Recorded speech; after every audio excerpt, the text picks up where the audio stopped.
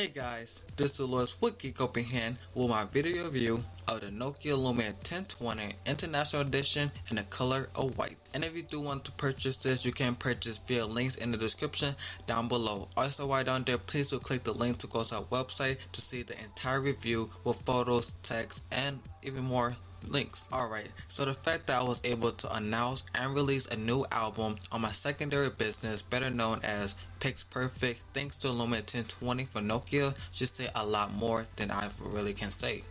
I've been on the fence of purchasing a new device, between a smartphone and a camera, but the Lumia 1020 has the best of both worlds, all wrapped in a beautiful body that's very, very similar to the Lumia 925 that I also reviewed a couple months back. Now, before I can get to all of that greatness, I want to introduce you all to everything that you receive inside the box. This includes the Nokia Lumia 1020, your SIM card ejector tool, a welcome booklet that's available in English and Spanish, some information sheets, the 41 megapixel information sheet also available in English and Spanish.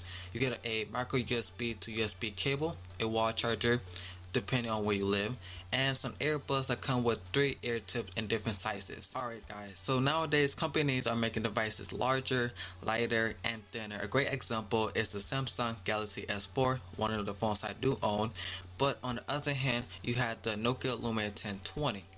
Now, it really don't miss any meals, which I'm basically saying that it's pretty thick, and it's even thicker with the 41 megapixel rear facing camera that is built inside of it. So this right here I have found personally by placing it on a desk and see that it rocks back and forth from left to right. This is a big problem for myself because I like holding my device rather than putting it on a desk, but for the average consumer who want to maybe type on it or just put it on the desk and leave it alone, you might have a little problem there. And I do not recommend putting it face down because you are most likely to scratch it. So like I said, I like to pick it up and hold it in my hands. It is kind of heavy and a little more top heavy because of the, like I said, 41 megapixel rear facing camera. It's about 158 grams total, which is a little heavy compared to my Samsung Galaxy S4, but I could completely understand because the Lumia 1020 features that beautiful 4.5 inch WXGA OLED display that looks absolutely beautiful for watching videos, reviewing photos, and just doing everything awesome. The resolution is at 1280 by 768 pixels with a PPI of 334. That means that I was able to zoom into my pictures, zoom into text and websites with no problem whatsoever. And actually I compared this with one of my laptops that features a resolution of 1366 by 768 pixels and found that it is very close. So guys, this smartphone right here is awesome. The hardware is awesome too. Now, it only features a micro SIM card, which is pretty much common in a lot of great smartphones out there right now.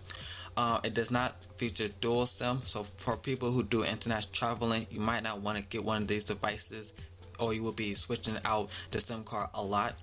And it also don't feature that SD card or micro SD card that I will have to transfer my data off of a micro SD card onto my computer, which could take half an hour, but then I had to transfer and sync it onto the Lumia 1020, which took about 1 to 2 hours. So that right there was kind of annoying.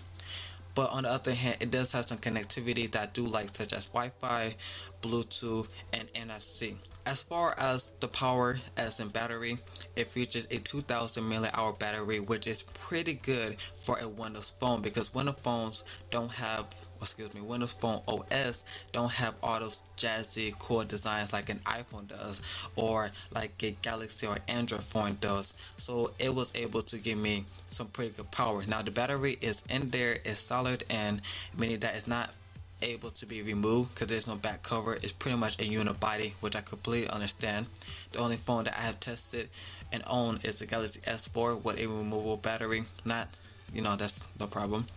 With the battery, I was able to get about 8 hours of talk time, which is awesome. About 12 or 13 hours on 3G for talk time. About 53 hours of music playback. Now that what Nokia said. When I tested this, I was able to get for about a week's worth, and as in music terms, I was able to use this about 20 hours while ever had to recharge it just because I was listening to music. On the other hand, as far as videos go, I had about 4 hours of watching videos before I had to recharge it. Nokia said you can get about 6.8 hours, so pretty close, give or take some hours. As well as Wi-Fi, I use Wi-Fi all the time because of data charges, and I got about 5 hours. Nokia says 6.7 hours, but either way, I'm very close. Now, the horse under the hood, which is basically the 1.5 GHz Qualcomm Snapdragon S4 processor, is pretty fast, especially with the 2 gigabytes of RAM. Other smartphones only features 1 gigabyte, so I mean, all that power is not really that necessary for a Windows phone because, like I said, they don't have all those visual effects like the iPhone does, or iOS, or Android. But it was pretty snappy, pretty quick, so I'm able to jump from app to app very quickly without any lag or little lag as possible, as well as turning it on, turning it off, doing multiple tasks. I have a few crashes because it kind of overloaded and then the app would crash, but I was able to jump right back into the app within seconds, so that was no problem. Like I said, it does not feature a micro SD card slot, so it does have 32 gigabytes on there, and I had a really hard time putting a lot of stuff on there to fill it up. I have about 500 to 700 songs on there, still wasn't filled up. Like 400 photos, still wasn't filled up. But once I got them videos on there, it started to fill up, but I didn't keep doing it too long. As far as apps, there was like nothing to the whole 32 gigabytes. And just in case I did run out anything, like I said, Windows and Microsoft do a great thing when it comes to storage, and they gave me about 7 gigabytes of OneDrive storage, so I was able to upload my photos there and had a pretty good time of managing my photos between my Windows phones as well as my Microsoft accounts. But guys, it's time to talk about the most important feature of the Nokia Lumia 1020, and that is their rear facing camera, which is 41 megapixel. But hold on, that is what Nokia said.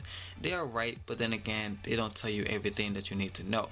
Now, this camera takes photos like a beast. It's pretty good depending on your lighting. Now, I'll get to that in a minute.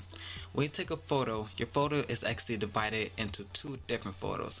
You have one photo that is only 35 megapixels, and then you have a second photo that is a full 41 megapixels.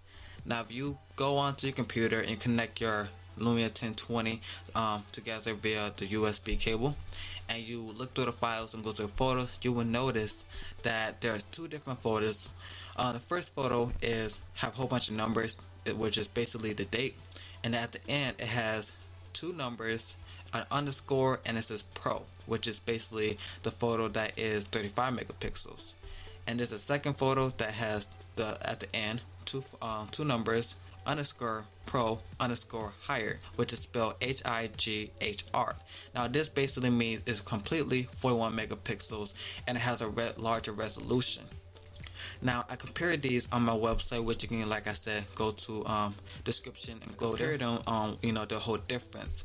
Now with the whole difference, the first photo, which I said was pretty simple, I was able to look at the picture or take example. For example, I took a picture of a white-tailed deer.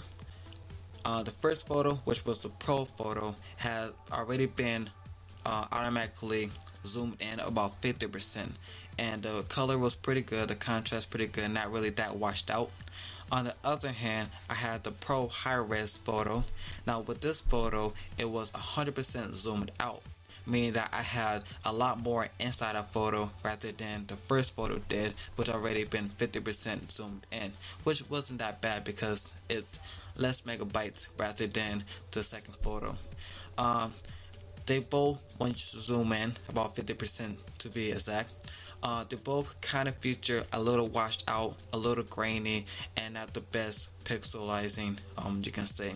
Pixelizing when it comes to looking at the whole picture. And for example, the white-tailed deer, So I say that the Pro high res photo has a lot better resolution than the Pro photo itself. Now in my opinion, I use both of them, but when I have to upload to a website and I want to use on mobile devices, I recommend using the first photo with the ending of Pro, because it'd be a lot easier to share with people, a lot easier to automatically load on a website. But if you are a photographer and want the big large photos with no graining at all, then I really do highly recommend looking at the Pro high-res photos instead. Personally, I love listening to music. I listen to music on a daily basis. It helps me get a lot of things done a lot faster because I get to tone out annoying people, which is basically everyone that's around me, and just focus on doing my work. And that's the most important part ever. Now, with the Nokia Lumia 1020, you actually have a 3.5mm audio jack on the very top. And this is actually pretty good because I think the Galaxy S4 have theirs on the top or the bottom. Other devices having it on the bottom. It's not the biggest problem because you can slip it in your pocket, head down or face down, front down, whatever you call it. But with the Lumia 1020, having on the top dead center feel a lot better because I can wrap the cord back there and hold it and make sure it's good. But then again, the cord might actually become too short to actually put into my pocket or to hold it, or just anything. Now this right here, the Lumia 1020, is a great phone and also a great camera. Now in my life, I would probably use it more as a camera rather than phone, basically mainly because I find that it had a lot of drop calls and a lot of interruptions. I might have all my screens as full bars and it might still drop the call, or the person might get cut off or something like that. Now I don't want to blame the 1020 all the way because I do have T-Mobile and they're not that great when it comes to carriers, and go ahead, tell them, because honest to truth, that carrier is not the greatest and the Lumia 1020 shouldn't take all the blame. But yeah guys, I really do appreciate that you watched this video completely because it really helps me. If you do like this video, please show me with a thumbs up down below. Also, if you don't like it, give it a thumbs down, but also tell me why in the comments down below. And like always, subscribe to our channel. Till next time, stay awesome and have a fantastic day. Peace.